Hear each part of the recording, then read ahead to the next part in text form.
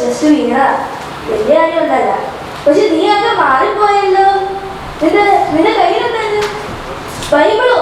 നീയോ ആ ഭക്തിയുടെ മാർഗത്തിലേക്ക് തിരിഞ്ഞോ? നിന്റെ പഴയ സ്വഭാവങ്ങളെല്ലാം നീ ഉപേക്ഷിച്ചോ? എനിക്ക് വിശ്വസിക്കാതെ പറ്റുന്നില്ല.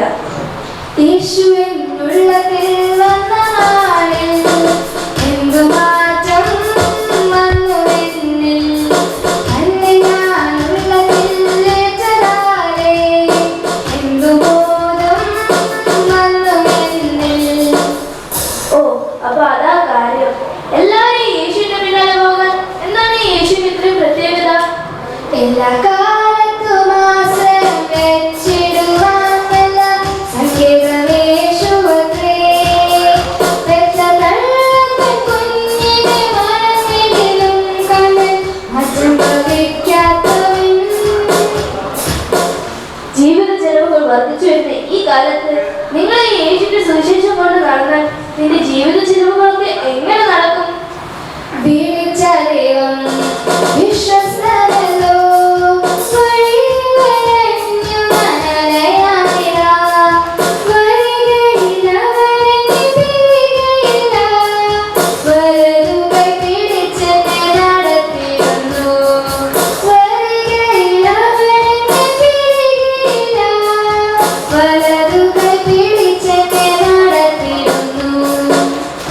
എന്നാലും ഈ കാലത്ത് നീ ഈ യേശുവിന്റെ പിന്നാലെ നടന്നാൽ നിനക്ക് ഈ ലോകത്തിന് എന്തെങ്കിലും സുഖങ്ങൾ അനുഭവിക്കാൻ പറ്റുമോ?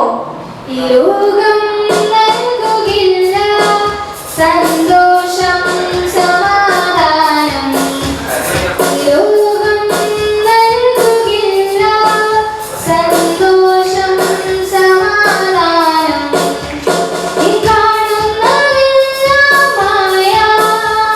ഈ കാണുന്നതെല്ലാം മായ.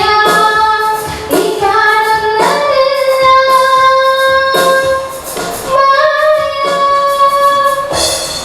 ശരിക്കും എനിക്കിപ്പോ തോന്നുന്നു നീ പറയുന്നത് ശരിയെന്ന്. എനിക്ക് നല്ല ജോലിയുണ്ട്, നല്ല ശമ്പളമുണ്ട്, പക്ഷെ എന്റെ ജീവിതത്തിൽ എനിക്ക് ഒരു സമാധാനവുമില്ല. യേശുവിനടിസ്ഥാനം ആശ്രയമാണിയത്രേ. ആശ്വാസത്തിൻ പൂർണ്ണത യേശുവിൽ കണ്ടേ ഞാനും. ആശ്വാസത്തിൻ പൂർണ്ണത യേശുവിൽ കണ്ടേ ഞാനും. ഞാൻ ഈ യേശുവിൽ വിശ്വസിച്ചാൽ നീ പാടുന്ന പോലെ എന്റെ കാര്യങ്ങളെല്ലാം നിന്റെ ദൈവം നടത്തി തരുമോ? ഒന്നും കണ്ടിട്ടല്ല എൻ ജീവിതാരംഭം വിശ്വാസ കാഴ്ചവടിയിലെത്രേ. തന്നീടുന്നേ സ്വർഗഭണ്ഡാരത്തിൽ നിന്നും ഒന്നേനും മുട്ടില്ലാത്ത വണ്ണം. ആശയ്ക്ക് തീരായി ആശയോടെ വിശ്വസിക്കുകയെല്ലാം സാധ്യം. എന്താനന്ദം എനിക്കെന്താനന്ദം പ്രിയ യേശുവിൻ കൂടെയുള്ള വാസം. ചിന്താതീനം അത് മനോഹരം എന്തു സന്തോഷമാ പുതുജീവിതം. എനിക്കും ഈ സന്തോഷം ലഭിക്കാൻ ഞാൻ എന്ത് ചെയ്യണം? കൃപയാലത്തെ ആത്മരക്ഷ അത് വിശ്വാസത്താൽ നേടുക. വില കൊടുത്തു വാങ്ങുവാൻ സാധ്യമല്ല അത് ദാനം ദാനം ദാനം. അങ്ങനെയെങ്കിൽ നീ വാ, നമുക്ക് ഒരുമിച്ച് യേശുവിന്റെ സാക്ഷിയായി ജീവിക്കാം. യേശുവിൻ സാക്ഷിയായി പോകുന്നു ഞാനെന്ന് ക്രൂശിൻ പാതയിൽ. ഹായ് എനിക്കെത്രയോ യോഗ്യമതാകയാൽ ഞാൻ മഹാഭാഗ്യവാൻ.